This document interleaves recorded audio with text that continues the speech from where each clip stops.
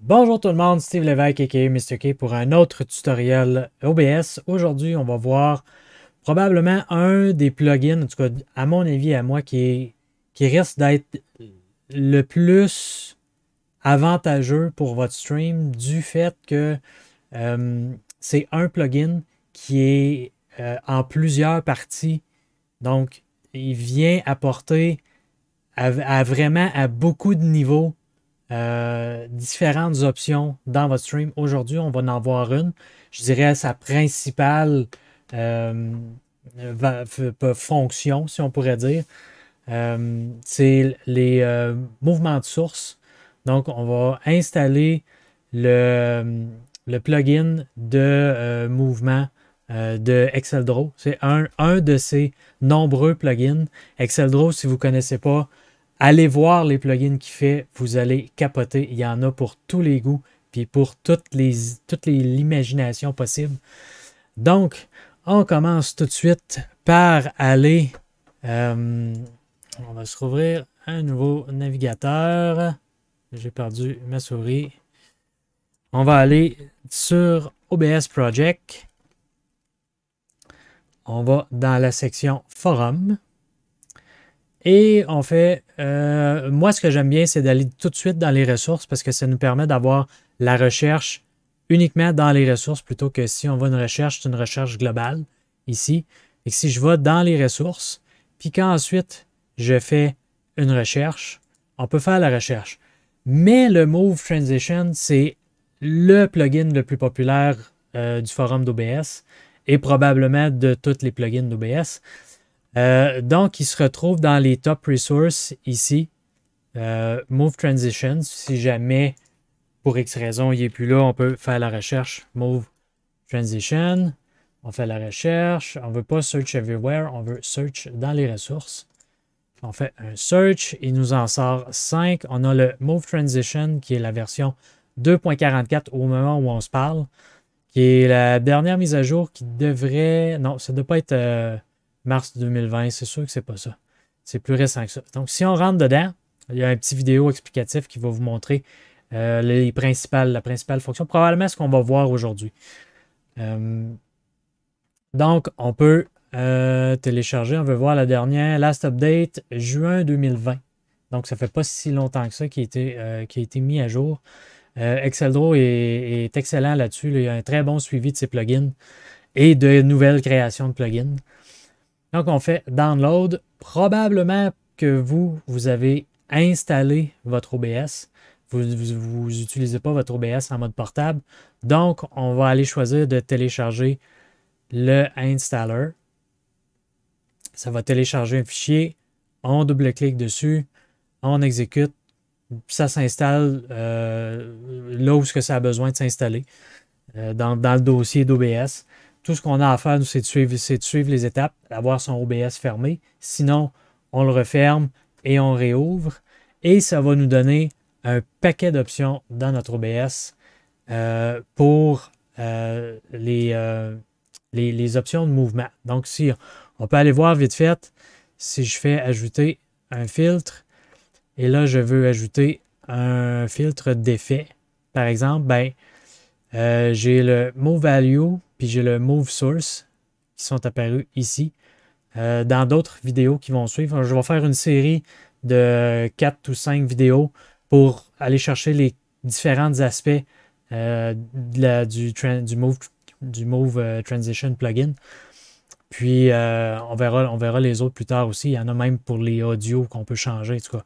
Bref, il y a vraiment, vraiment beaucoup de choses. Fait que là, nous, ce qu'on veut, c'est mais déplacer notre source qu'on a ici. Fait que disons que je veux qu'elle soit ici en fin de parcours.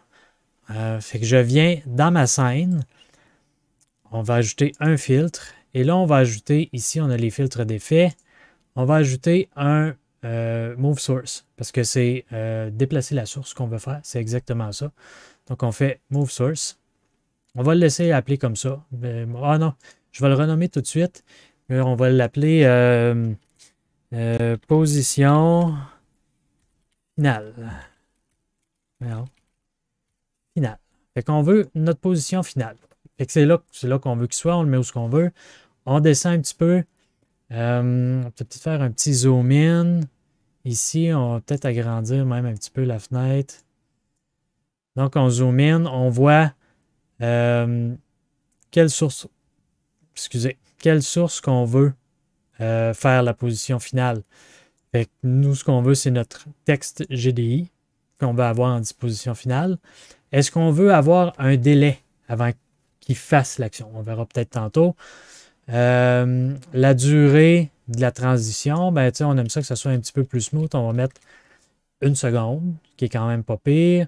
Pas de délai à la fin. Easing.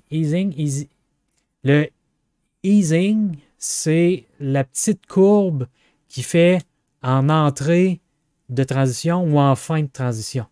Ce que ça va faire, en gros, c'est un peu comme un ralenti avec vos vidéos, de téléphone, iPhone ou Android. Ils ont quasiment toute cette option-là maintenant de ralenti. Ça part vite, la vidéo, ça va au ralenti, puis ça retermine vite. C'est le même principe avec le easing, ease out ici, mais c'est à l'inverse.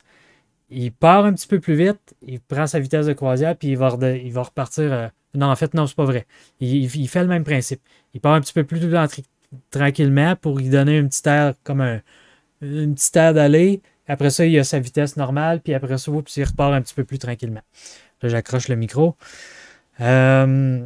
Donc, vous pouvez jouer avec ça. Ça peut être juste en entrée, juste en sortie. Ça peut être pas du tout. Ça peut être les fonctions. Ben là, personnellement, il y en a tellement que j'ai pas pris le temps de tout lire qu'est-ce qu'il y avait. Généralement, je laisse la fonction d'easing par défaut en cubique. Là, ça fait un job bien en masse. Hein. Et que là, ce qu'on veut, c'est que notre source soit à cette position-là. Donc, ce qu'on va faire, c'est un get transform. Donc, je lui dis, je veux que ma source elle soit à cette position-là, mais comme on l'a choisi en haut tantôt, il s'est déjà mis à la bonne place. On peut choisir une courbe de transition, l'ordre de visibilité, il y a d'autres actions qu'on peut mettre aussi, qu'on va voir quand le trigger il start, quand le trigger il arrête, des mouvements simultanés, le prochain move, puis le prochain qui va être à on. Donc, ça, on verra ça, on va les voir un petit peu plus tantôt. Fait que là, ce qu'on veut, nous, c'est correct qu'on a notre position de fin, mais on veut une position de départ aussi. Donc, on va venir réajouter un autre move source parce que ça va nous permettre de lui dire va à ma position de départ. Donc, on va l'appeler position départ.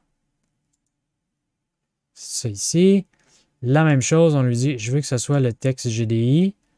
Et là, je veux que mon texte GDI soit ici. Fait que notre mouvement va être juste de l'amener d'un bord, en dehors de l'écran vers l'écran. Donc, on descend, comme on a dit tantôt, on va à Get Transform. Parce que là, si vous n'avez pas remarqué, vous pouvez reculer un petit peu dans la vidéo, prendre en note la position. Vous allez voir que c'est la même, donc il n'a pas modifié la position. Donc, on vient lui faire un Get Transform. Puis là, il nous l'a mis à moins 2235.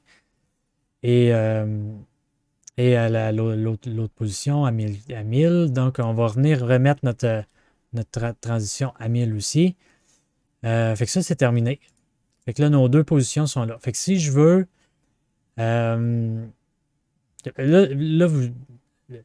un mouvement comme ça, on va le faire déclencher généralement avec une action en stream, que ce soit l'Ioran Board, que ce soit avec un Stream Deck, un Deck Board, un Touch Portal, c'est comme vous voulez.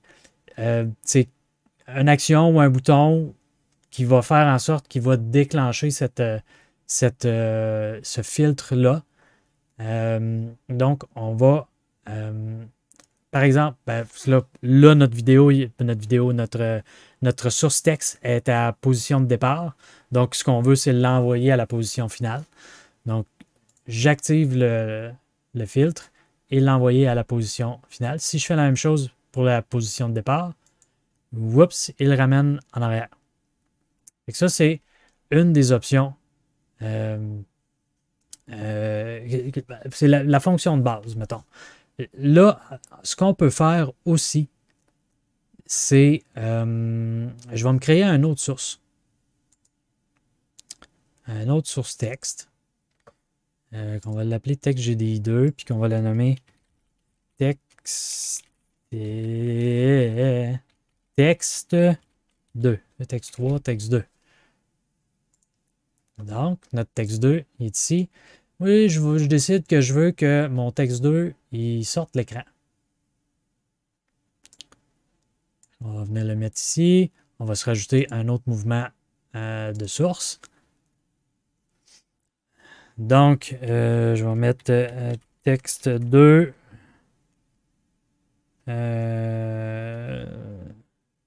Cette position-là, ça va être la position de départ. Lui, il va être on-screen. Texte 2, départ. On va le mettre à 1000 aussi pour que ça soit en même temps. Easing in out, c'est bon. Get transform, il doit être à la bonne place. On s'en rajoute un autre qui va être texte 2 final. Je fais OK. Puis là, on vient le remettre ici. On vient lui dire prends la position. Ah, shit, c'est ça qui n'est pas correct. Texte 2, tu vois, j'ai oublié de changer. Mais, fait que ça c'est correct. Ici, on revient. C'est pas la capture d'écran, c'est le texte 2. Get transform, ça devrait être bon. Et si je refais final, il me le sort de l'écran. On se rend compte que je n'ai pas changé ma délai, pas mon délai, mais ma durée de transition. Ici, il est à 1000. OK. Fait que position de départ, il est là. Position finale, il est là.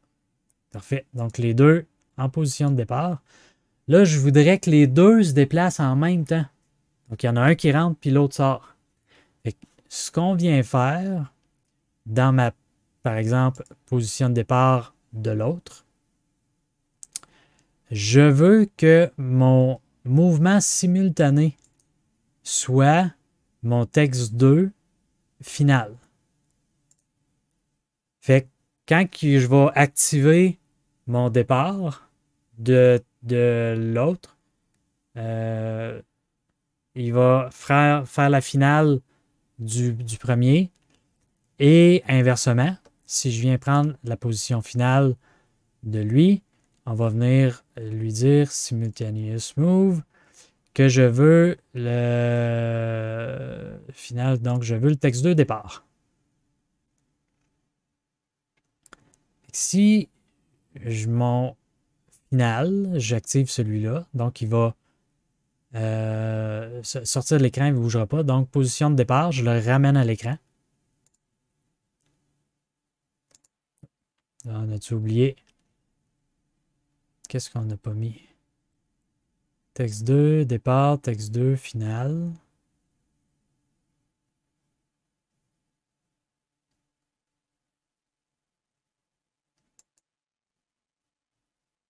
Ah là, les deux partent en même temps.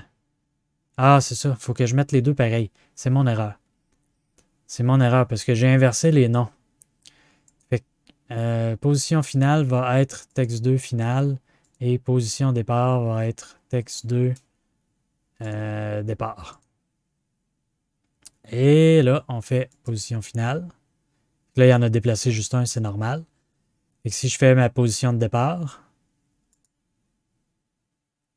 et je fais ma position finale, donc il fait le déplacement des deux sources en même temps. Je pourrais aussi lui dire, par exemple, texte 2 départ. Next move.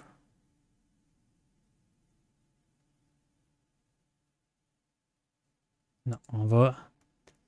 La position finale, mon next move va être position départ. Et dans mon position départ, là c'est peut-être... je pousse un petit peu trop loin. Là, le next move va être position finale. Fait que si j'en pars un,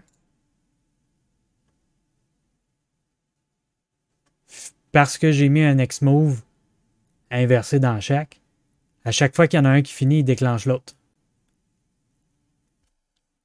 Cool, hein? Là, malheureusement, on n'a pas d'option pour l'arrêter. Ce qu'il faut faire, c'est aller lui dire non. Puis il va arrêter. C'est ce qui fait pas mal le tour pour la portion de mouvement pour déplacer des sources. C'est celle, je dis pas celle qui est le plus intéressante, mais c'est le pourquoi à la base le plugin a été créé. Ça a été pour déplacer des sources automatiquement. Donc ce qu'on peut faire aussi, puis en plus, on peut faire des mouvements simultanés, on peut faire des next moves. Donc, il y a avoir une multitude de mouvements, soit qui vont se faire en même temps ou qui vont se faire un après l'autre avec différents délais.